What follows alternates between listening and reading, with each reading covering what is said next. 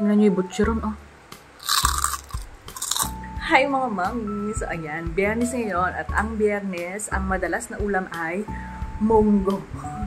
Aside sa munggo, syempre dadagdagan natin yan ng butcheron. O, diba? So ayan ay ulam ko ngayon. Munggo, kanin, tapos itong butcheron. Kain tayo! So syempre bubuksan natin itong ating butcheron. Butcheron. Ayan siya. Ang dami niya mga mami ha. Ito yung pinakasulit na butcheron dito sa TikTok. Ayan na ang ulam ng person.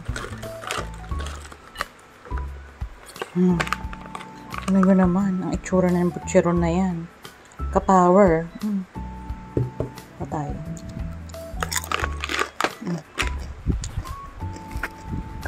Hapon na natin sa atin.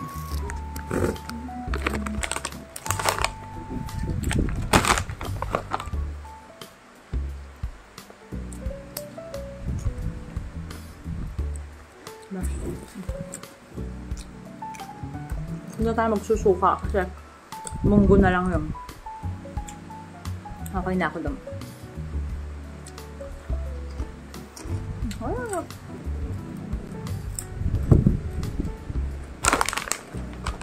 Dahil ko na dyan sa yellow basket kung saan ko na check out. Tutuloy ko ito pagkain ko. Thank you for watching!